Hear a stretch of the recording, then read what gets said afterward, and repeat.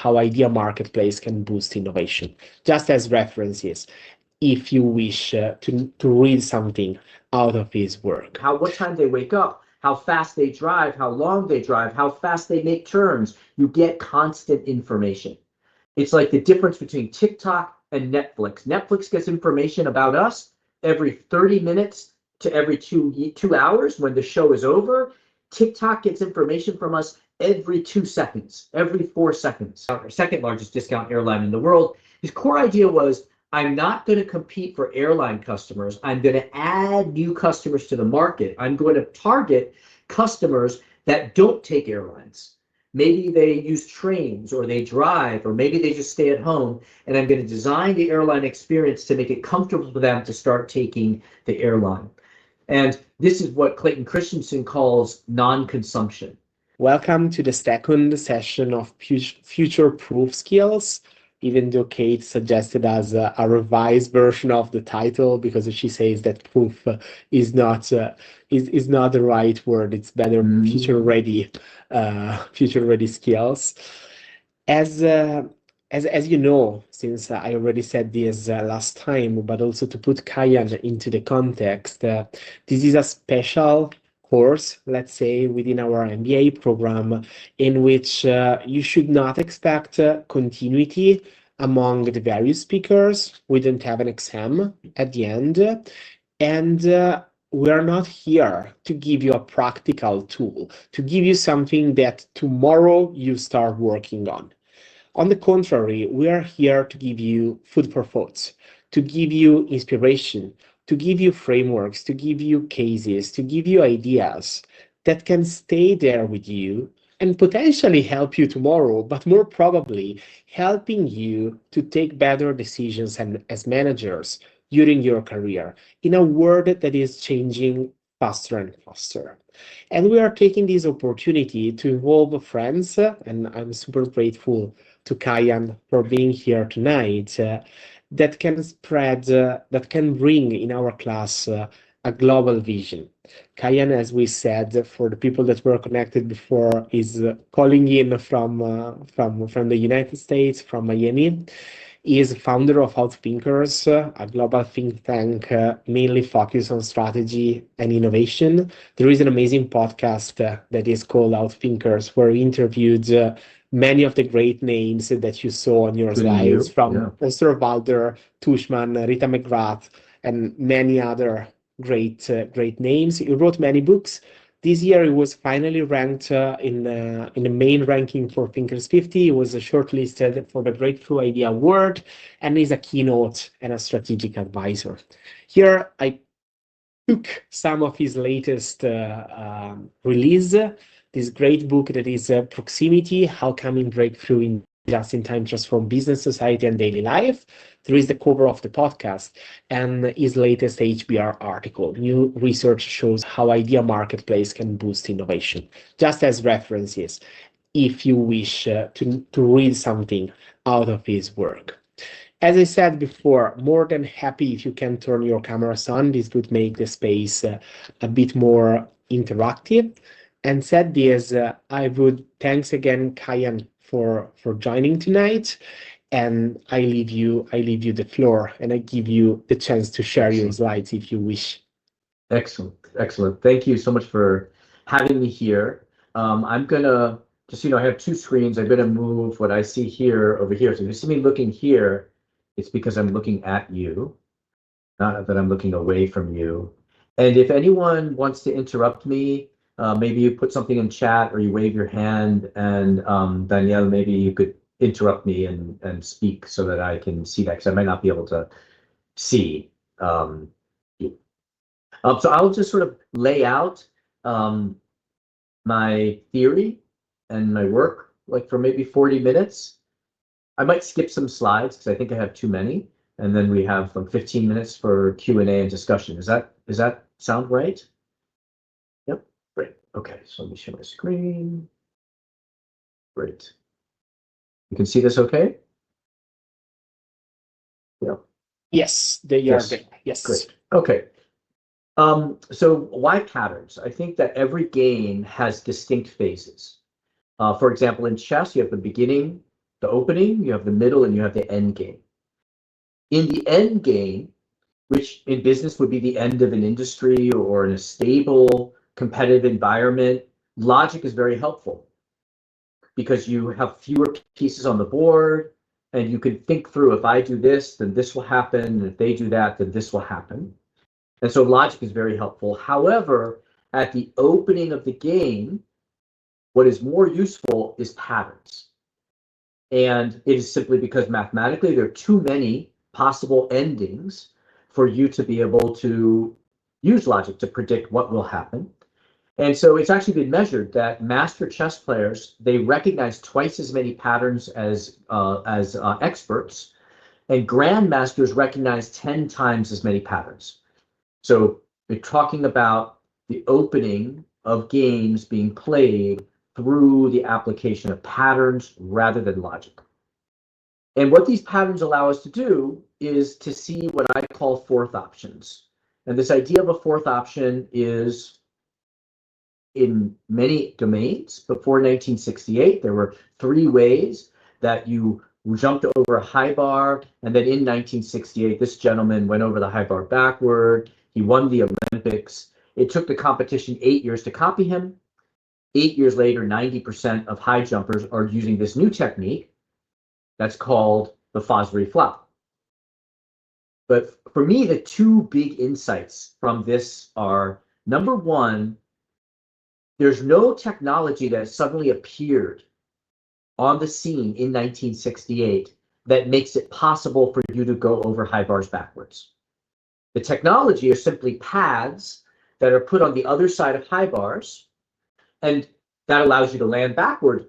But we were already laying down those pads 15 years before 1968. So what I'm proposing is, it's not about understanding the technologies or the emergence of the technologies, whether those are pads or whether that's blockchain or whether that's AI or whether that's IoT devices. It's not the existence of the technologies. It is the language that we use to problem solve what options we are now able to have access to because of the technology. And it's not until that language is formalized, in this case, it's called Fosbury Flop. Not until you have the name Fosbury Flop can you pick up the phone and call a coach and say, can you teach me the Fosbury Flop? There's no book about the Fosbury Flop. There's no course on the Fosbury Flop. So I believe that when the game changes, we need new patterns. And to find the new patterns are carried through new language. So I'm going to propose 5 languages that represent patterns that I think are particularly relevant today. And when do we want to find fourth options? It is when the game changes. Staying with sports for one more example, if we look at the average height of the best basketball players, in 1960, the 5 years leading up to 1960, their average height was about 80 inches tall. And what we see for the next 2.5 decades, a very clear trend, the best players are getting taller and taller and taller. But then something weird happens in 1985. The best players, the average of these 5, are suddenly shorter. And not only are they consistently shorter, it does seem that the best players are getting shorter and shorter and shorter. And what I propose, it's because the game changes around 1980. Can anyone tell me why the game, in what way does the game change around that time? Maybe you can speak up or you can type into chat.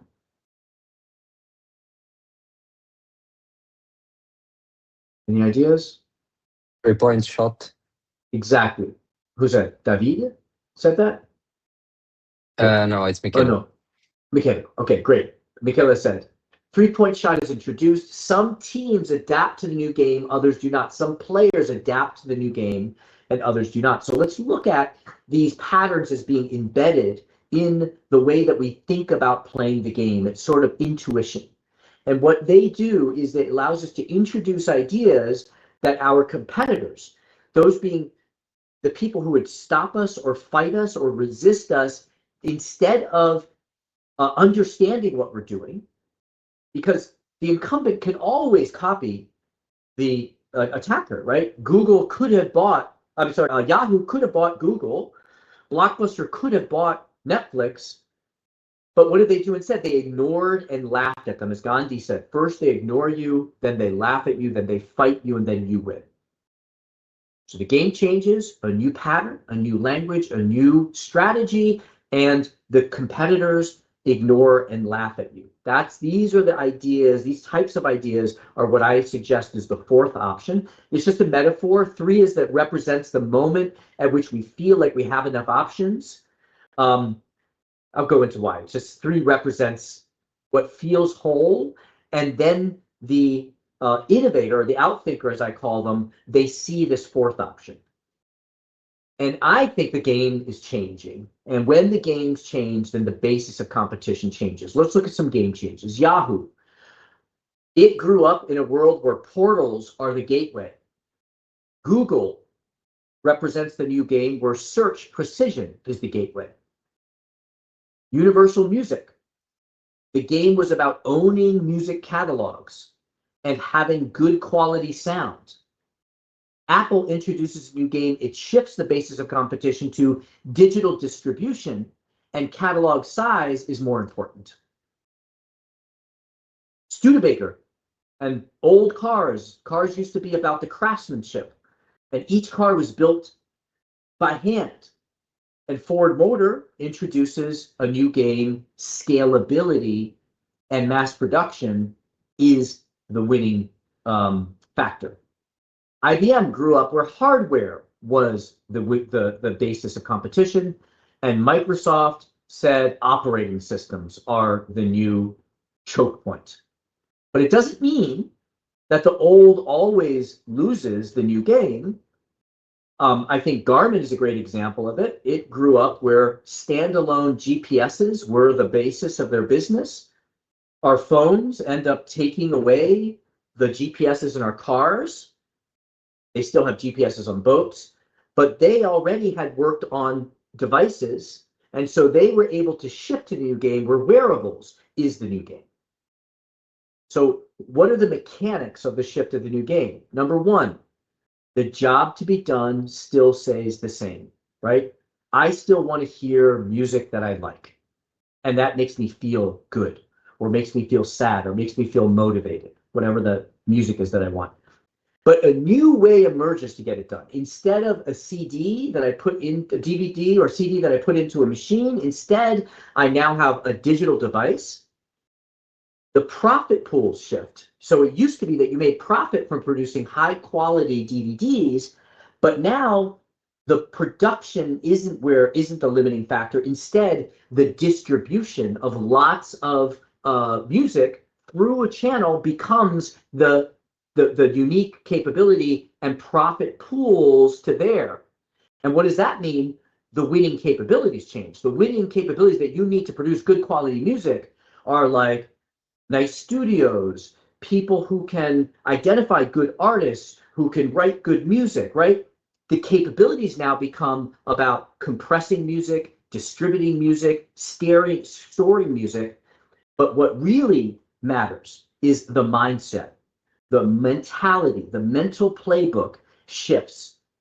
And many people, many organizations find it difficult to adopt the new mindset. Does that make sense? So I think that the game is changing. I run a peer network of chief strategy officers. There are about 100 of them all over the world. We get together and we talk about what are the trends that are changing the game that are on top of their mind. I'm going to share this with you. I'll give you a copy of this presentation as well if you want it. Of course, they're all talking about AI, but it's not just AI. It's also IoT and smart spaces that are creating data that AI can process. That proliferation of smart devices is also leading to a proliferation of data, lots and lots of data. We have advances in APIs that allow us to share the data, all of that getting fed into AI.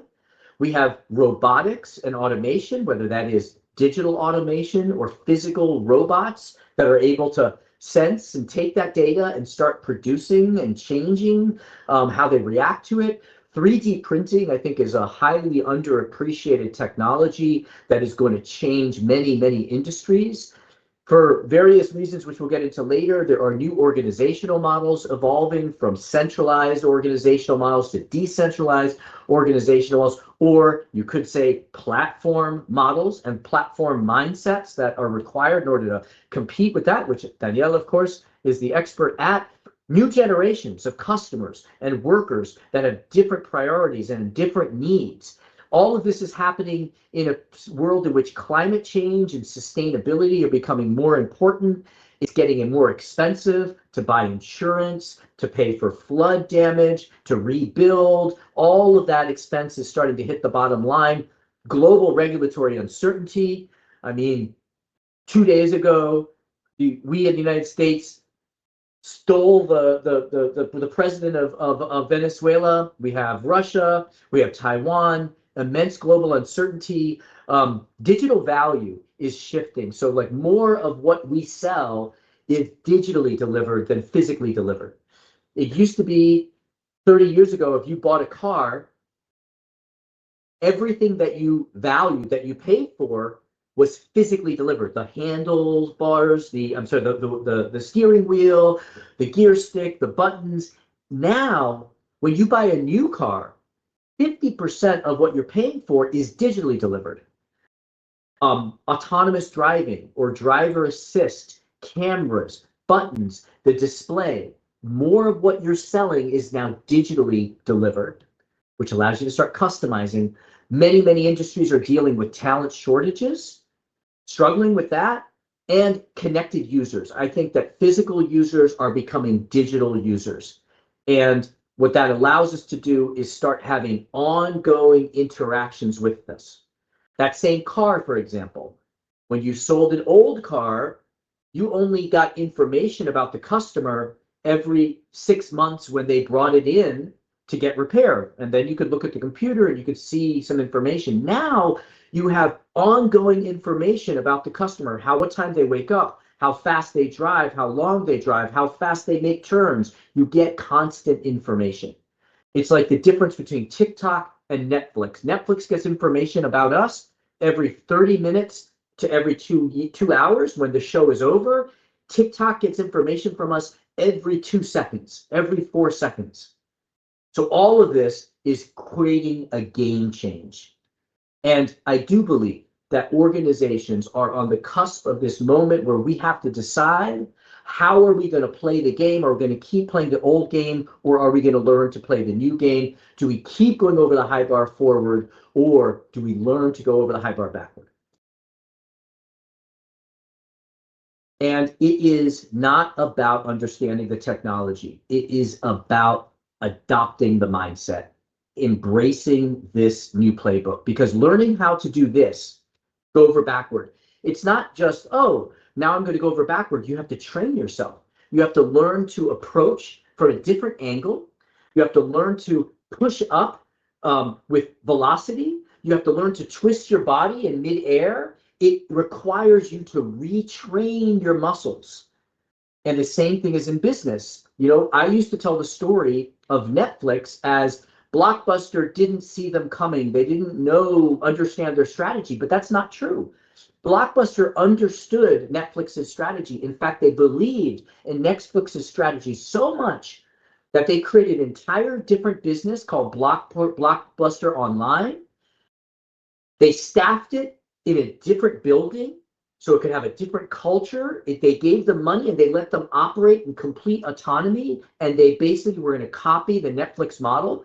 But when they released their webpage and then they look at Netflix's webpage, what they realized was Netflix didn't even have a website. It was like an interactive, personalized experience where each person that went to the website saw something different. You see, Blockbuster was still building from the perspective of being a storefront. This was a digital storefront. They didn't have the new mindset. So I believe it really is about mindset, which is to say it's about adopting the new patterns which come from language. I'll skip this. So what I suggest is that there are 3 steps to be able to future-proof yourself to adopt the new mindset. Number one, you choose a different leverage point in your business, decide which area of your business model to innovate on. Because what used to matter, quality of music, no longer matters as much as a different part of it, distribution.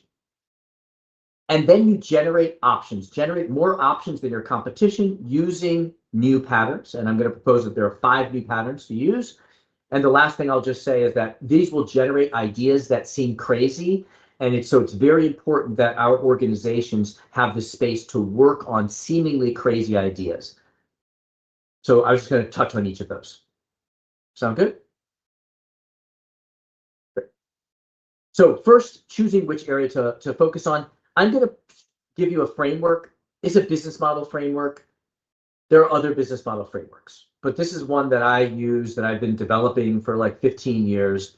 I'm not tied to it. I'm not saying it's perfect, but I think it's a very helpful checklist. 1, positioning. Who should our core customer be? And what should we be known for in their minds?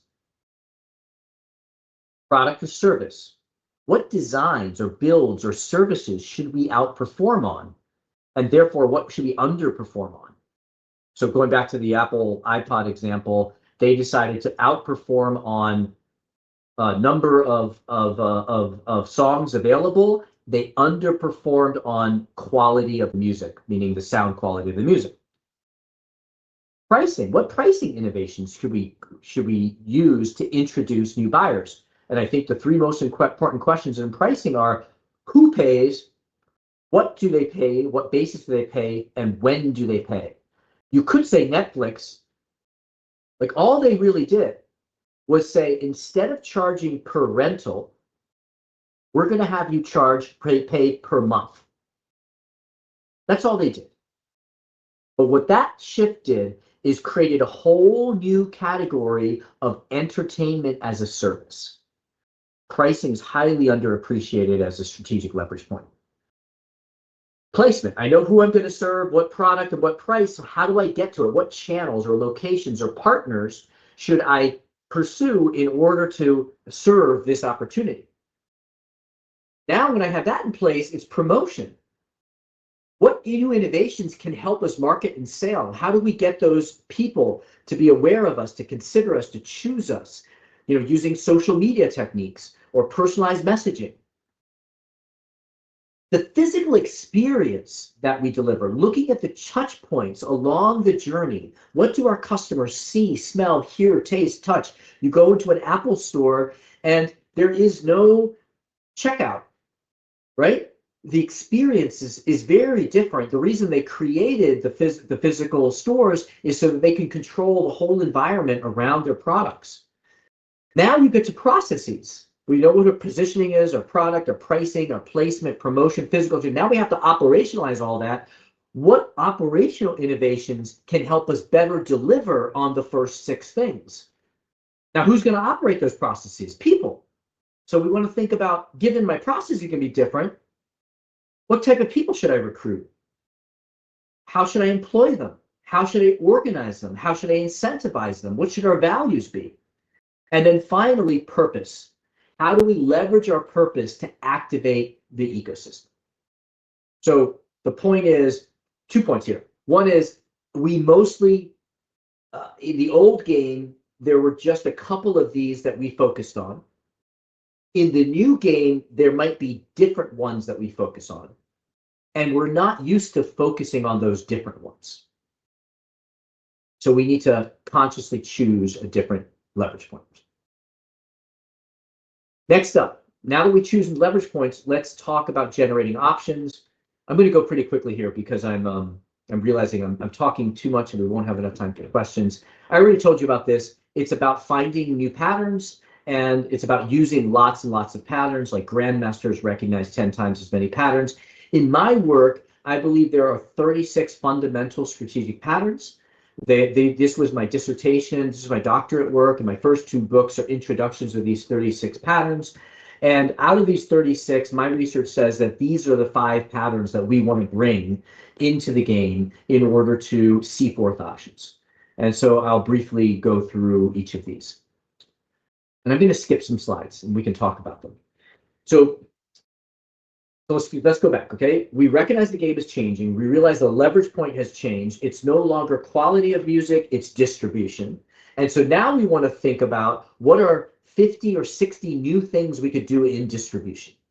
The first thing we want to ask is, where is the next battleground? We want to play for tomorrow rather than today. Skate to where the puck is going to be, not where the puck is, because the future is getting to us faster. Cycle times are compressing. We need to be thinking about the future more quickly. I'm going to propose, and Danielle alluded to my book on this, Proximity, that we can take all of these trends and we can simplify it into one lens that will tell us what the future might look like.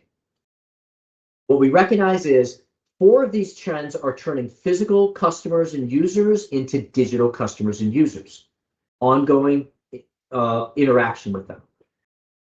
5 of these patterns are moving us from economies of scale to personalization at scale. Because what I'm selling you is a digital car rather than a physical car, it's easy for me to personalize the interaction based off of how far do you want me to drive away from the person in front of you, what color do you want in on the display, those kinds of things. 3D printing allows me to print personalized parts for the car. So we move to personalization at scale. We have 2 of these are increasing the cost of distance. It's a lot more risky to manufacture something from far away because I don't know if there's going to be a war that's going to disrupt the supply chain. So instead, the cost of producing it far away is higher and relative to the cost of producing it closer. And then these next generation customers and employees, they expect more personalized experiences. So take all of these together, and what we could say, and I think this is a very useful lens for any industry, that value is getting created closer and closer to the point of demand in time and space. Ultimately, we are going to reach the moment of P equals 0, where you recognize a need and you not only deliver that need at that moment, you create the value at that moment in that place. This is a machine. It makes many different types of sodas. And the reason it can do that is because a lot of the value that a soda company creates is when it mixes syrup with soda water. Usually, you mix syrup with soda water many months ahead in a bottling plant far away. What they do is they wait to mix it. They wait, and they wait until someone presses the buttons, and then they combine the syrup with the soda water. So if you want a diet, caffeine-free, cherry, vanilla Sprite, you can get exactly that at that moment. That same technology allows this machine to exist. It takes basic elements and it combines them to create generic drugs. So if you need 15 of a certain type of pill, you can press the buttons here and it will manufacture it for you at that moment. Same technology. Food is getting grown closer and closer to where it's needed. I can give you tons of examples of this. Parts getting made, buildings getting constructed, and the parts being made closer and closer to the place and time. So I think a very helpful question to ask is, in your industry, what does P equals 0 look like? And here's how I suggest you approach this. I don't know, I'll just make this up. I'm just going to make this up off the top of my head. We'll talk about education. All right.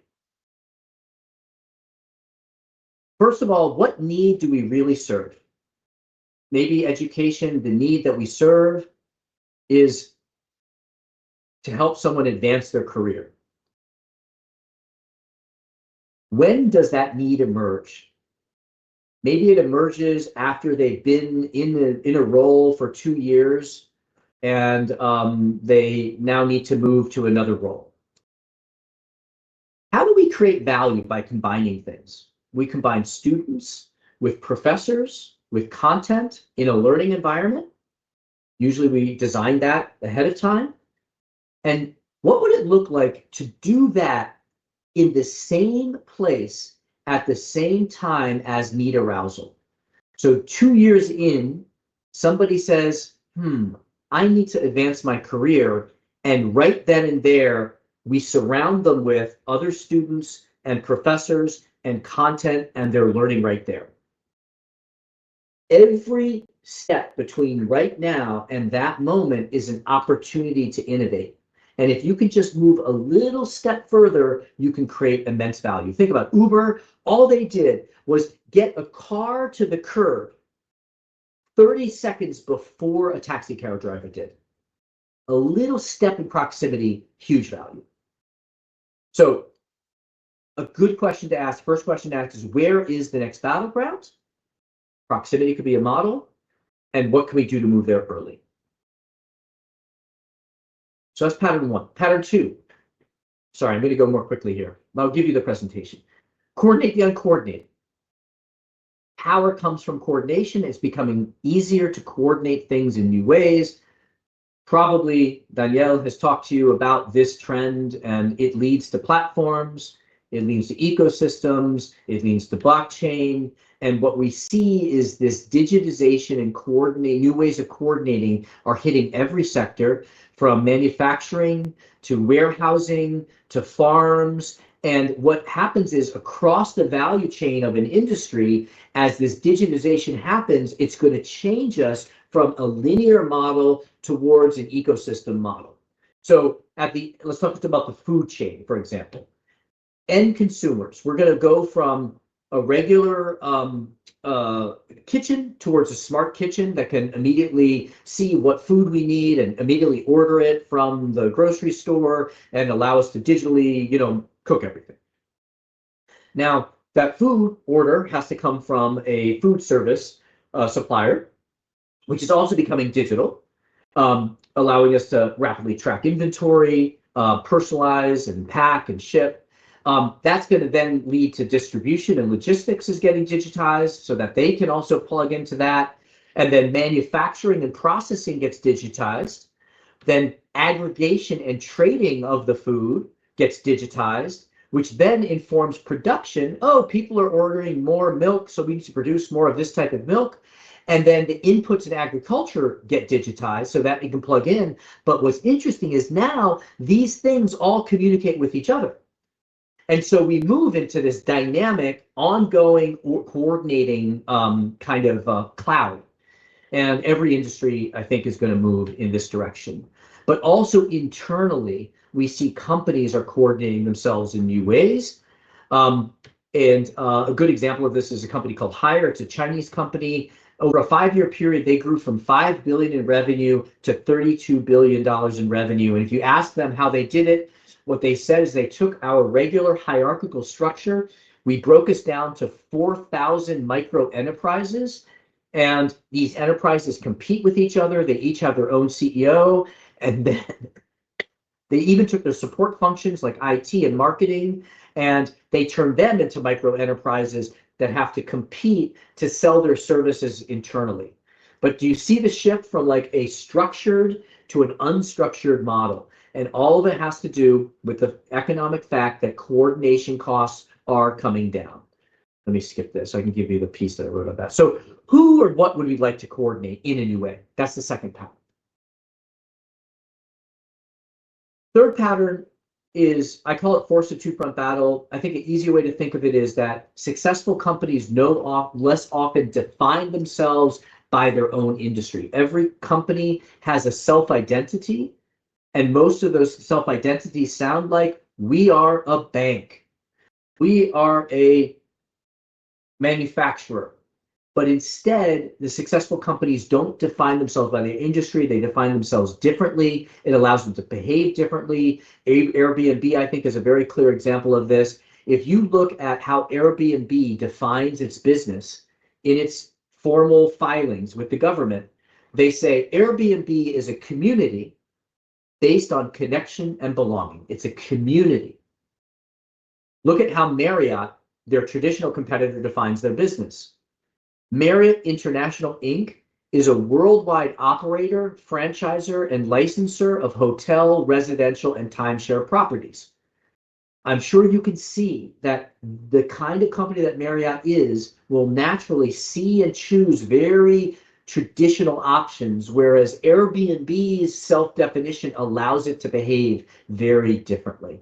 So while Marriott still has to compete with other hospitality companies, it now has to compete on this second front of a community company. I'm going to skip this one. So the next pattern is, what business are we really in? And it's not defined by our industry. And what would that kind of company do? So hopefully what you see is these patterns are going to have us start behaving differently. We're playing for tomorrow, not today. We're coordinating, we're not controlling. We're not defining ourselves by our industry. Just those three will have you already behaving differently, but there are two others that I think are really important.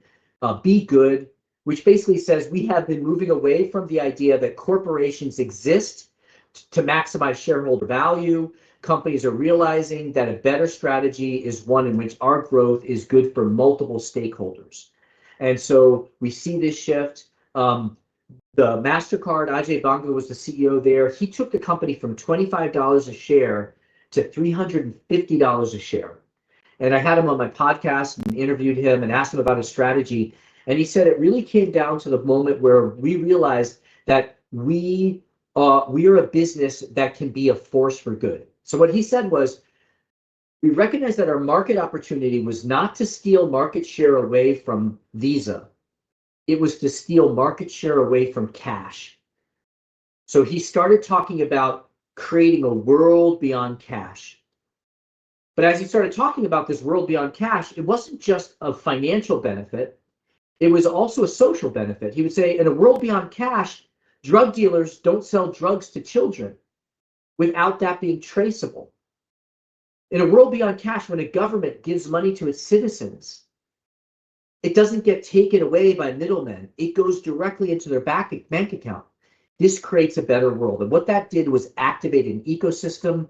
NGOs want to work with them. Regulators want to work with them. Entrepreneurs want to work with them. And as we move into ecosystem-based competition, having a purpose that attracts ecosystem partners becomes a strong competitive advantage.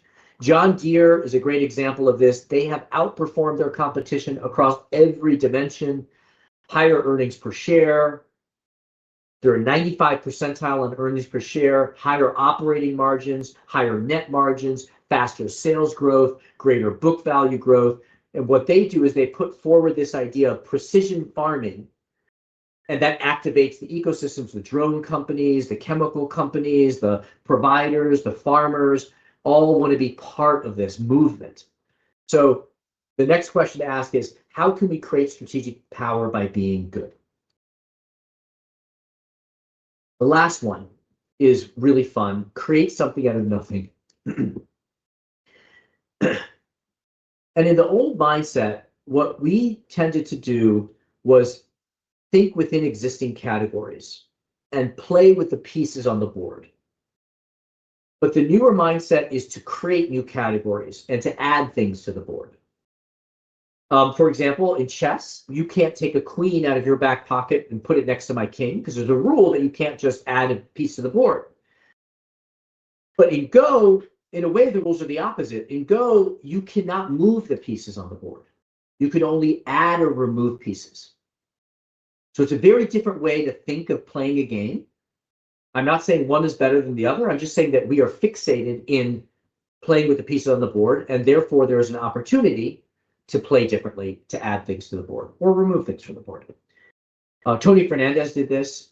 In 2001, he quit his job as an accountant, and he bought an airline for one ringgit, one Malaysian ringgit, which at the time is about probably 25 cents, because the airline was bankrupt. But he grew it into the second largest discount airline in the world. His core idea was, I'm not going to compete for airline customers. I'm going to add new customers to the market. I'm going to target customers that don't take airlines.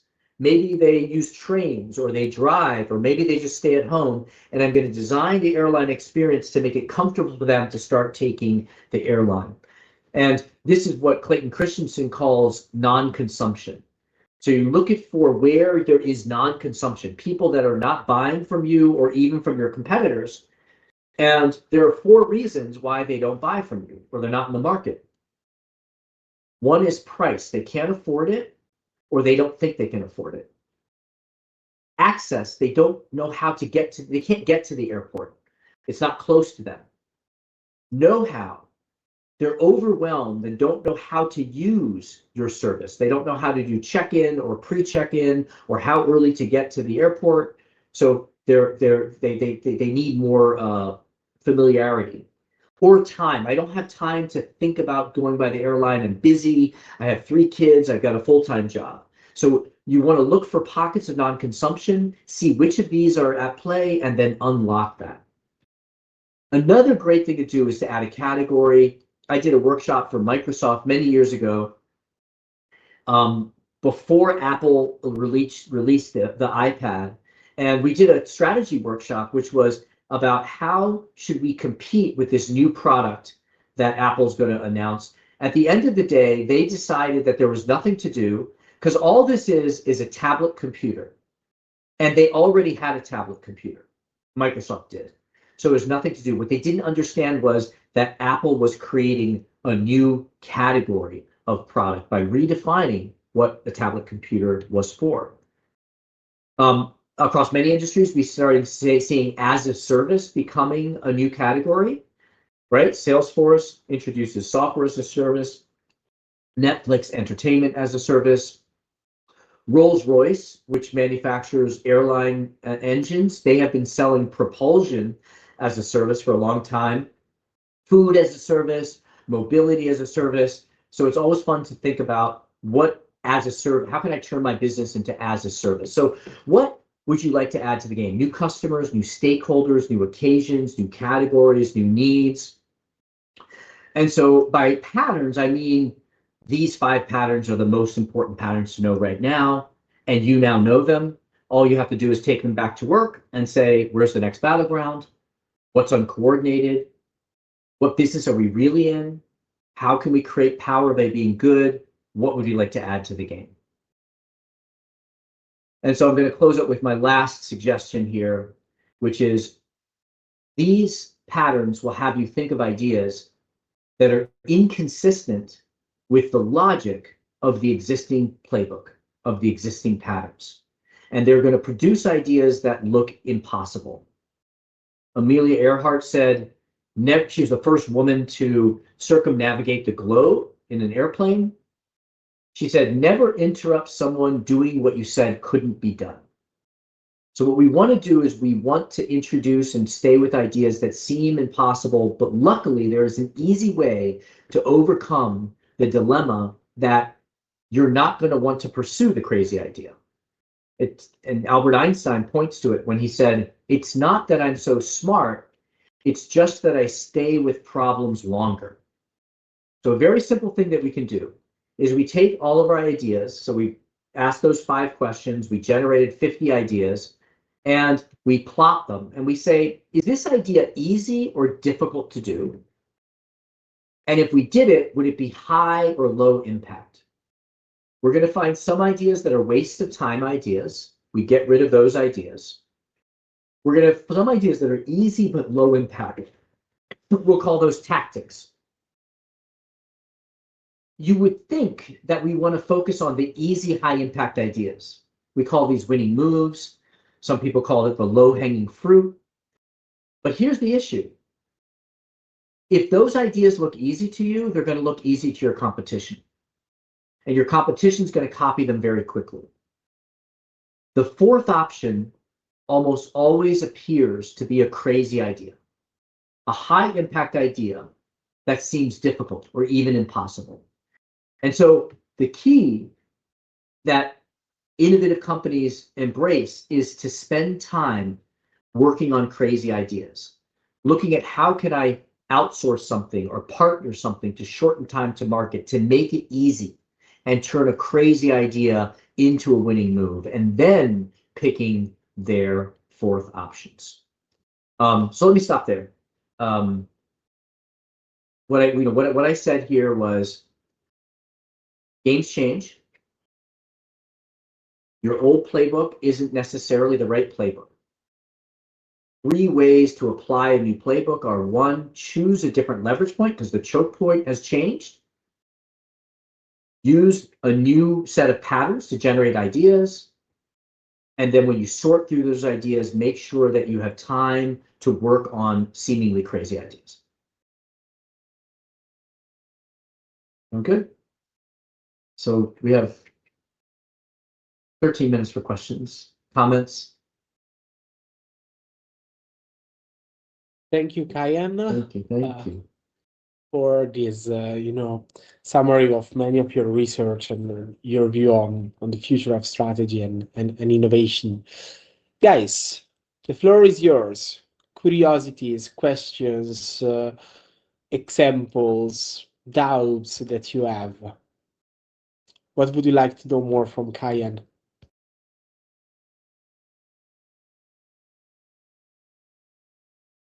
What would you say is both the hardest but maybe most fun part of the 9 steps you described to us? Oh, yeah. The 9 Ps. For me, the 2 exciting ones are pricing and physical experience. Pricing because most of us just accept the pricing model that is our industry. In fact, the pricing model defines the industry. If you pay for a car and you pay once, you're selling a car and you want one payment, you're a car retailer. If you charge every month, you're a car leasing company. If you charge per day, you're a car rental company. If you charge per hour, you are a taxi company or an Uber company. It's the same product, right? You just change the pricing, and we underappreciate how powerful pricing is. So I think that's one. And the other one is physical experience. I think most companies don't think physical experience matters in many times, except for like consumer products. But like I did a workshop for a company that makes landing gears for airplanes. And the short version of it is that they wanted to sell more. And they thought, how can we sell more using physical experience? And they thought there's no point. Physical experience doesn't matter. It's all design and sales. So they thought about physical experience. They thought if we package it in a box that has arrows that shows how do you open it and how do you install it, then the mechanic that would suggest to the purchasing manager which landing gear should we get, they might recommend ours. So that it's just an underappreciated one. So I would say pricing and physical experience are 2 really exciting ones. Thank you. Yeah, thanks. Great question. Emanuele. Yeah, now I have a question on, would you say that it's more when you try to innovate, it's more a matter of trying to convince bottom up or top down inside a company? Because I'm exactly in the middle of my company and I'm working as innovation manager. So I'm exactly trying to, put together some of the things you were telling before. And one of the things I struggle is that sometimes I try to convince people below, and sometimes I try to convince owners, CEO, and stuff. So, what do you think is more important? Oh my God, there's so much there, so much there. First, I'll say there's been good, interesting research, and it was under the title of serial innovators. It was, and my book, Driving Innovation from Within. Sorry. Yeah, in this book, Driving Innovation from Within, I had interviewed about 150 internal innovators, and I'll just say a big takeaway is successful internal innovators, they view the political challenge as part of the problem-solving process, and the politics become almost a fun thing to do. It's not a necessary evil. So the fact that you're thinking about that is really, you're a step ahead. Many people just say, "Oh, this is a great pen." Why doesn't anyone understand that, right? So you have to understand the politics. I think there's a way to do it in like 2 ways. One is, how do I say it? What I found many of them do is they pitch the product. They change how they call the innovation, so that it gets adoption. So like there's a guy, he worked in a big company, and he was working on solar panels, and he advanced solar energy technology. And he brought it to the company, and the company said, and he worked for Exxon, the big oil company. And so they did not want to support his idea. So what did he do? He said, oh, no, this isn't, I'm not talking about selling this in the market. I'm saying that on the offshore oil rigs, we have an energy problem because we can't keep the lights on. So we could use this to solve the energy problem on the oil rigs. And that got him accepted and got funding and got a team. So what they tend to do is they look for these little pockets in the company where they maybe get adoption, and then they change the innovation to benefit that one, and that's how they get in. Yeah. Thank you. Yeah. Great question. Anyone else?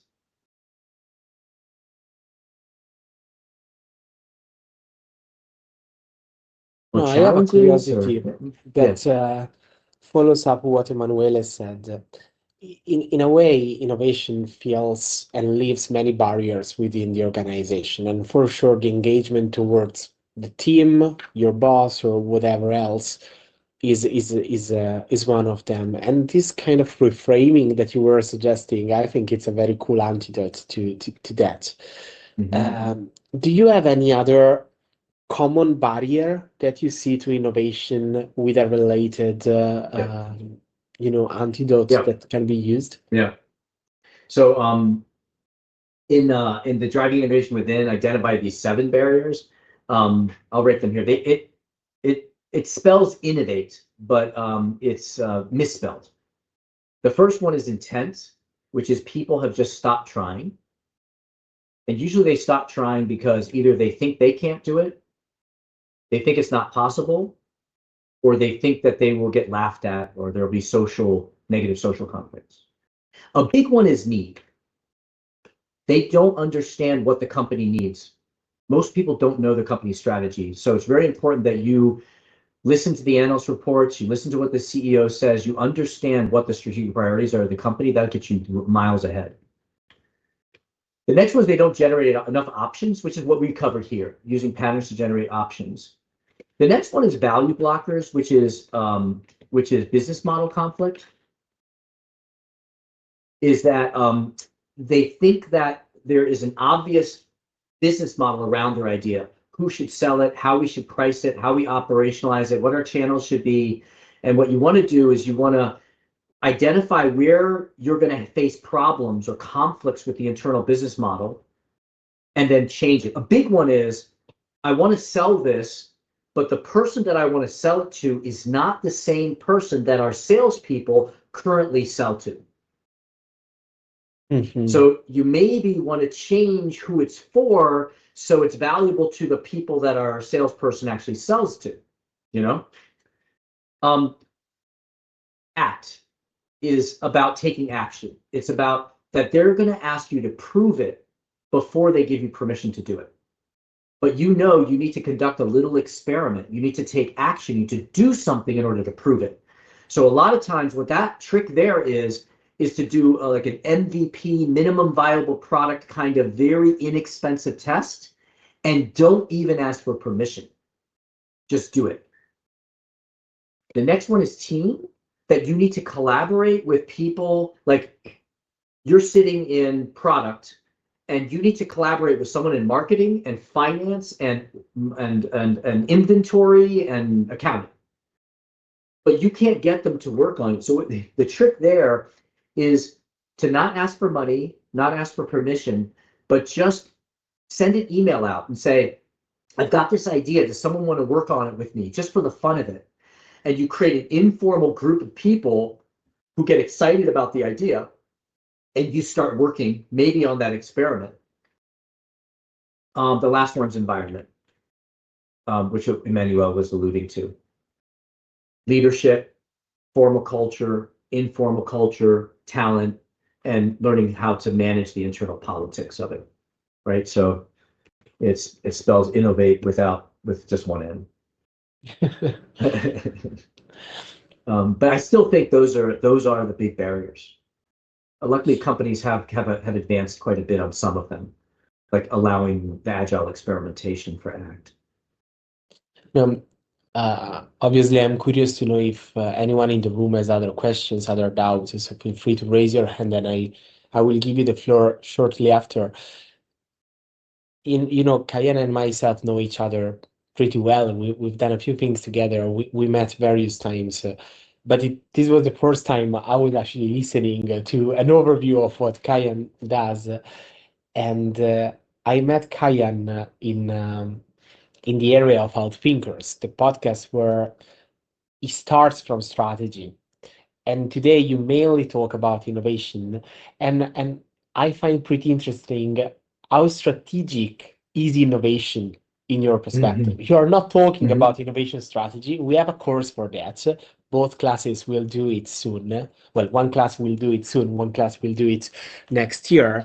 But our perspective there is what is the right strategy to foster innovation to reach that goal? While, in my opinion, you are changing the variables. Here's how innovation can be strategic, how it can links with strategy. And I think this is particularly interesting because you are removing one of those barriers. You mentioned it right now, which is the top management commitment in a way, the coherence with where the strategy is heading to. And in this way, you are transforming innovation into a tool in a way, rather than a mission, while many innovation management people actually take innovation as the mission and not link it with the strategy. I think it's cool. Yes. Yeah, I believe, well, I can prove that 70% of society's most transformative innovations have come from employees working inside companies. And it's rarely the entrepreneur. Only 30% of the time is the entrepreneur working in a garage. And when it's internal, it's almost never the CEO working down, not through a formal process. It's from a passionate, smart person who's fighting the battle inside to get the innovation through. And so my purpose is to get people to arm those people, because those are the people that are going to solve hunger and water and war. It's going to be those people. So I believe that's where the opportunity lies. So I know in class there are many people that have the DNA you're talking about. I know there are people that are willing to do that, but talking with some of them, I also perceive the severe barriers that many corporations actually put in place, especially in the first phase of your career. I'm not saying at the beginning, but for a certain number of years. And I think the perspective you are taking can be very useful. So I do hope this will be inspiring for at least someone among the people that are listening to us. I have one last question, if no one else is popping in. I share in the chat the link to Kaihan's podcast. There are the first podcast. There are others, but this one is the main podcast. Yeah. There are 150 episodes. He really interviewed many interesting people. So you can including go. You. Yeah, not the most interesting, but you already know that story. But all the others are it's something that you could listen to. I'm pretty curious. How do you see AI coming in the world of innovation? We are reasoning a bit with Elisa and Gabriele that you know as well on how Gen AI can change innovation management. And I'm curious, in this idea marketplace, in this big role that you are putting in idea generation, where do you see opportunities but also threats of what is going on with Gen AI? Yeah. I think maybe like the innovation, you could think of it as in two different ways: the creating of like a new innovation, and then the surfacing of an existing innovation. So idea marketing is the surfacing of existing innovation. What I find is that 71.4% of the time, the innovation already exists, but it can't find the problem, or the problem can't find the innovation. So in that case, I think AI can help with identifying the innovations and solutions.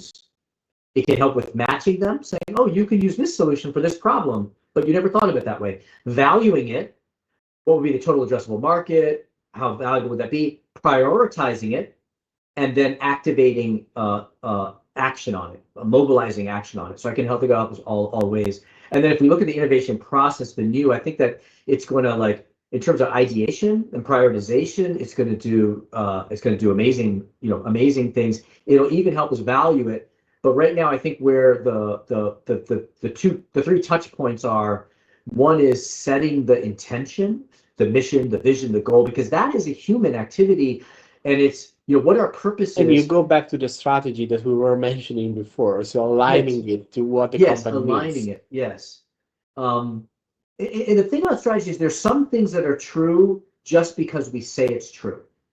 Like if you are in a church with someone else, and your family is there, and their family is there, and there's a priest there, and you say, I do, you're not describing something, you're creating something. So there's certain parts of strategy that are that creative language, that performative language. We say that we are for this, and that's what makes it true, right? So at the very front end of the process, I think humans still need to do that. And then you go through dissecting and ideating and prioritizing. And then when AI like narrows it down to solutions, I still think we need human intuition at the end to say, yes, this actually makes sense, or I would buy into this, So I think, yeah. That's cool. So if there are no other questions coming in, I would thank you so much, Kaihan, for joining us. I put my presentation there if you want to grab it, the PDF of that. And then I also put an invitation. Once a month, we do an open session. So you'll see an invitation to that if you want to join that. The next one's going to be about storytelling for innovators. Thank you for that as well. I will link also your HBR article. I mentioned it in the email. So I know someone asked for that before joining. Awesome. Thank you very much for being here.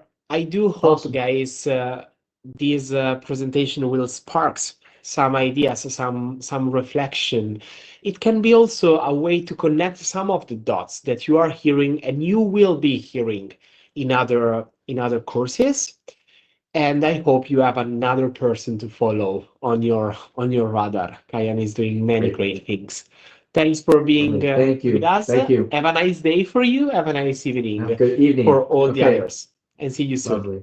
Okay. Bye-bye. Thank you. Bye-bye. Thank you. Bye. Thank you. Bye-bye. Thank you. Bye. Thank you. Thank you. Bye.